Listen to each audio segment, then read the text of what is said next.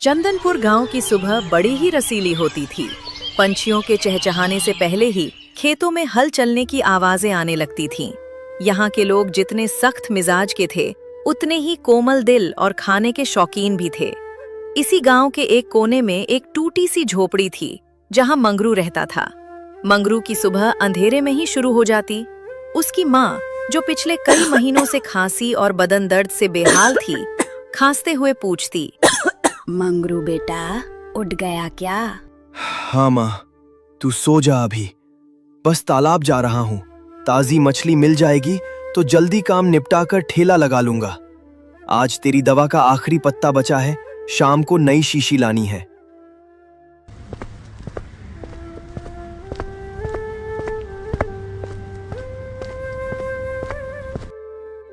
मंगरू तालाब पहुंचता।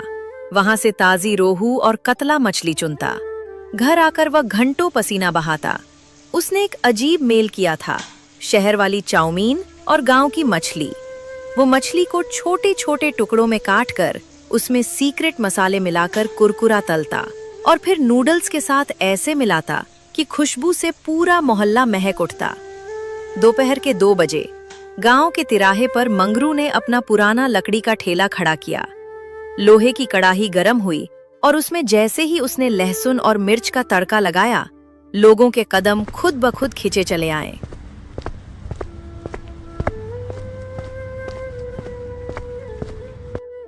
अरे मंगरू, बड़ी तेज भूख लगी है भाई। जरा एक प्लेट अपनी वो जादुई चाउमीन लगा तो जल्दी से। मंगरू ने फुर्ती से हाथ चलाया। चम्मचों की खटखट आवाज हुई और प्लेट सज गई।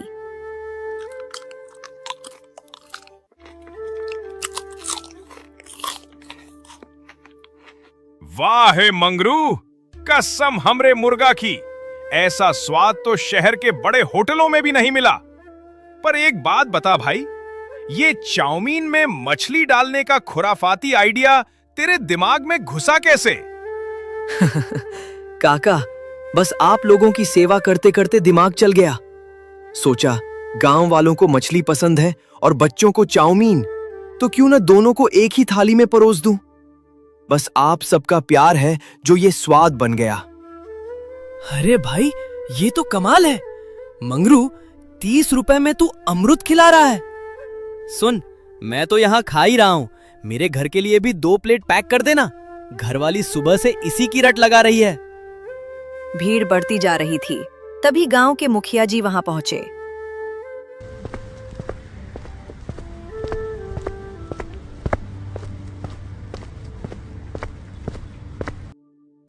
नमस्ते मुखिया जी, आज आप इस तरफ कैसे? बेटा मंगरू, पूरे चंदनपुर में तेरे चर्चे हैं। सुना है तूने कोई नया अजूबा बनाया है।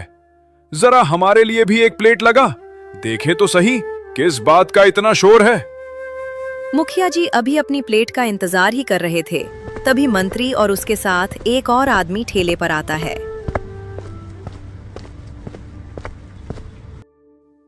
ओए लड़के, कौन है यहाँ का मालिक? सुना है तूने कोई फिश चाउमीन नाम की चीज बनाई है। लोग कह रहे हैं तेरे हाथ में जादू है। चल, ज्यादा देर मत कर, हम दोनों के लिए एक एक प्लेट लगा। मुखिया जी को मंत्री का ये लहजा पसंद नहीं आया। उन्होंने शांत स्वर में कहा, मंत्री जी, ये हमारा गांव है और ये बच्चा बड़ी मेहनत से अपना घर चलाता है। राजा के दरबार से आए हैं तो कम से कम बोलने की तो इज्जत रखिए। हम गरीब मजदूर भले हैं, पर हमारी भी एक साख है, हमारी अपनी जिंदगी है। ए बुड्ढे, अपनी जुबान को लगाम दे। तू एक अदना सा मुखिया होकर मुझे सिखाएगा कि कैसे बात करनी है। ज्यादा बोलेगा तो अभी इसी वक्त सिपाही से कहकर तुझे मुखिया के पद से हटवा दूंगा और जेल में डलवा दूंगा। ठीक है साहब, माफ कीजिए, पर यह बच्चा कलाकार है, इसे डराइए मत। मंगरू ने चुपचाप 2 प्लेटें तैयार की। मंत्री ने पहला कांटा मुंह में डाला और उसकी आंखें बंद हो गईं। वो स्वाद इतना लाजवाब था कि उसके घमंड की दीवार थोड़ी देर के लिए ढह गई। लाजवाब, बेमिसाल। ओ लड़के, ये पकड़ सोने की मुहरें और अभी के अभी हमारे साथ राज दरबार चल। राजा साहब को ऐसा स्वाद मिल गया तो वो तुझे सोने से तौल देंगे। मैं तुझे आज से राजा का शाही रसोइया घोषित करता हूं। चल, सामान बांध। क्षमा करें मंत्री जी, मैं अभी आपके साथ नहीं चल सकता। मेरा सारा माल अभी बिका नहीं है। मुझे ये बेचकर पैसे कमाने हैं और घर जाकर अपनी बीमार माँ के लिए दवा लानी है। उन्हें समय पर दवा देना मेरी सबसे बड़ी जिम्मेदारी है। तू पागल है? महल में तुझे हजारों दवाइयां और हकीम मिल जाएंगे। तू इस मामूली ठेले के लिए राजा का हुक्म टाल रहा है। हुजूर, ये ठेला मेरे लिए मामूली नहीं है। इसी ने मेरी माँ की जान बचाई है। मैं कल आने की कोशिश करूंगा, पर आज मुझे माफ कर दें।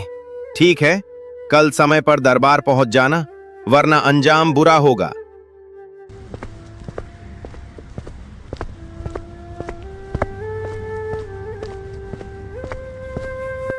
मंत्री के जाने के बाद सन्नाटा पसर गया। मुखिया जी के चेहरे पर उदासी थी। उन्होंने धीरे से मंगरू के पास जाकर पूछा, बेटा, क्या तू सच में हमें छोड़कर चला जाएगा? राजा के यहां जाएगा तो फिर इस गांव की धूल और हमारे जैसे गरीबों को तो भूल ही जाएगा ना? मुखिया जी, आप कैसी बातें कर रहे हैं?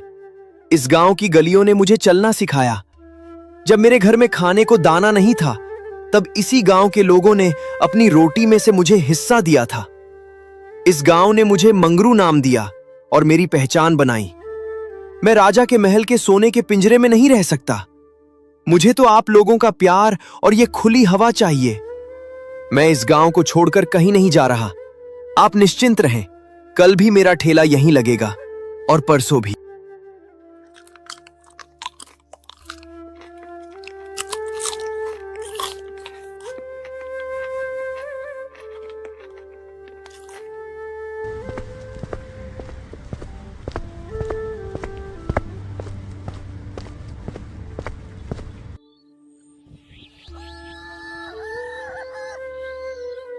अगली सुबह सूरज की पहली किरण के साथ चंदनपुर की सुबह हमेशा की तरह कामकाज के शोर में डूबी थी। लेकिन आज फिजाओं में एक अनजाना डर तैर रहा था। सबको लग रहा था कि मंगरू आज राजमहल की ओर विदा होगा। सब सोच रहे थे कि अब वो 30 रुपए वाली प्लेट शायद नसीब न हो। लेकिन जैसे ही दोपहर के 2 बजे बरगद के उसी पुराने पेड़ के नीचे खटखट की आवाज सुनाई दी। मंगरू ने अपना ठेला वहीं लगाया था जहां वो रोज लगाता था।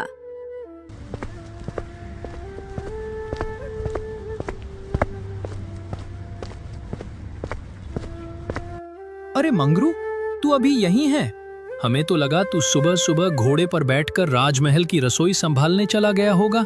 काका, महल की रोटियां शायद नरम हो, पर मेरी इस लोहे की कड़ाही की गर्मी में जो सुकून है वो वहां कहां। आप बैठिए, आज आपके लिए खास मसाला तैयार किया है। ग्राहक आते रहे, स्वाद लेते रहे और चलते बने। मंगरू का हाथ मशीन की तरह चल रहा था, पर उसकी निगाहें बार बार सड़क के उस मोड़ पर जा रही थीं, जहां से राज दरबार का रास्ता आता था। शाम ढलने को थी, तभी मंत्री आता।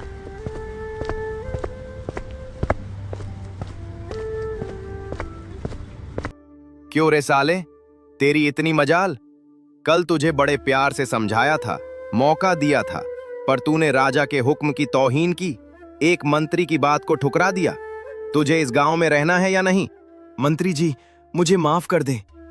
मैंने कल भी कहा था और आज भी कह रहा हूं, मैं अपनी बूढ़ी और बीमार मां को तड़पता छोड़कर कहीं नहीं जा सकता। चाहे राजा साहब बुलाएं या कोई और, मेरा पहला धर्म मेरी मां है। बेवकूफ, अपनी उस बुढ़िया को भी साथ ले चल। महल के कोने में उसे भी जगह मिल जाएगी। वहां राजवैद्य उसका इलाज करेंगे। यहां इस धूल मिट्टी में मर जाएगी वो। हुजूर, बात सिर्फ रहने की नहीं है, बात हुनर की है। मैं अपना ठेला यहीं लगाऊंगा। मैं राजा का गुलाम हो सकता हूं, मेरा शरीर उनकी कैद में रह सकता है, पर मेरा हुनर किसी का गुलाम नहीं हो सकता। ये स्वाद चंदनपुर की मिट्टी का है, राजा के महल की संगमरमर की दीवारों का नहीं। अगर राजा साहब को सच में ये स्वाद चखना है, तो उन्हें खुद चलकर मेरे इस मामूली ठेले पर आना होगा, अन्यथा मैं जाने वाला नहीं हूं। तुझे अंदाजा भी है तू किससे और किस जुबान में बात कर रहा है? एक अदना सा रेहड़ी वाला राजा को सड़क पर बुलाएगा? तेरी मौत तुझे बुला रही है मंगरू। क्षमा करें हुजूर, अगर मुझसे कोई गुस्ताखी हुई हो तो मैं माफी चाहता हूं, पर मेरा फैसला अटल है। मैं नहीं जा सकता। मतलब नहीं जा सकता। ठीक है, बहुत देख लिया तेरा स्वाभिमान। अब कल सुबह तेरा क्या हश्र होगा ये तू सोच भी नहीं सकता। कल सुबह जब सिपाही आएंगे और तेरा ये ठेला और तेरी झोपड़ी राख कर देंगे, तब तुझे समझ आएगा कि राजा से टकराने की कीमत क्या होती है। आज तो मैं जा रहा हूं, पर कल की सुबह तू कभी भूल नहीं पाएगा। इतनी बात कर मंत्री वहां से चला जाता है और फिर अगली सुबह आम सुबह जैसी नहीं थी। सूरज की पहली किरण अभी ढंग से धरती पर उतरी भी नहीं थी कि राजा अपने मंत्री के साथ मंगरू के घर आ गया। कहाँ है रे मंगरू? ए कलमुहे, बाहर निकल। देख, साक्षात महाराज तेरे दरवाजे पर खड़े हैं। तेरी गुस्ताखी का हिसाब करने खुद राजा आए हैं। बाहर आ। प्रणाम महाराज।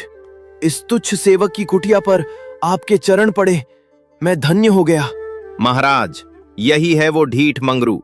कल मैंने इसे आपका संदेश दिया, राजमहल में रसोइया बनने का न्योता दिया, पर इसने बड़े घमंड से आपके हुक्म को लात मार दी। इसने कहा कि ये नहीं आएगा। मंगरू, मंत्री जो कह रहा है क्या वो सच है? क्या तुम्हें राजमहल की सुख सुविधाओं से चिढ़ है या तुम्हें हमारी सत्ता का डर नहीं? महाराज, आप मेरे लिए अन्नदाता हैं, राजा बाद में है, पर मेरे लिए मेरी मां सबसे पहले है। वो बिस्तर पर है, बीमार है। मैं उन्हें इस हाल में छोड़कर किसी अनजान के भरोसे नहीं जा सकता था। अगर मैं अपनी मां का सगा नहीं हो सकता तो आपका वफादार रसोइया कैसे बनता? बस यही कारण था कि मैं नहीं जा पाया। मंगरू की बात सुनकर वहां सन्नाटा छा गया। राजा की आंखों में एक चमक सी आई। उन्होंने भी अपनी मां को खोया था। वह एक मां की ममता और बेटे के फर्ज की कीमत जानते थे। मंगरू, तुमने आज मेरा दिल जीत लिया। एक सच्चा बेटा ही एक सच्चा नागरिक हो सकता है। मैं राजा हूं, पर मैं एक इंसान भी हूं। मैं यहां सजा देने नहीं, बल्कि उस स्वाद को चखने आया हूं जिसने मेरे मंत्री तक को दीवाना बना दिया। क्या तुम मुझे खिलाओगे? महाराज, ये तो मेरा सौभाग्य होगा, पर मेरी एक विनती है। मैं आपको यहां नहीं, बल्कि उसी ठेले पर खिलाना चाहता हूं जहां पूरा गांव खाता है। मुझे बस 2 घंटे का समय दे, मैं सब तैयार कर लूंगा। ठीक है मंगरू, हम 2 घंटे इंतजार करेंगे। आज हम एक राजा की तरह नहीं, बल्कि चंदनपुर के एक मेहमान की तरह तुम्हारे ठेले पर आएंगे। 2 घंटे बाद गांव के किनारे बरगद के पेड़ के नीचे मंगरू का ठेला किसी दुल्हन की तरह सजा था। मंगरू ने ताजी मछलियों को अपने गुप्त मसालों के साथ तला और नूडल्स के साथ ऐसा मेल बिठाया कि खुशबू से पूरा जंगल महक उठा। राजा, मंत्री और गांव के लोग वहां पहुंचे। राजा ने जैसे ही ठेले के करीब कदम रखा, वो खुशबू से मोहित हो गए। मंगरू, ये महक तो अद्भुत है। ये तो किसी को भी अपनी ओर खींच ले। ऐसा करो, फटाफट एक प्लेट पहले मेरे लिए लगाओ। मंगरू ने सोने की थाली की जगह मिट्टी के सकोरे में गर्मा गर्म फिश चाउमीन परोसी। राजा ने पहला निवाला मुंह में लिया और आंखें बंद कर ली।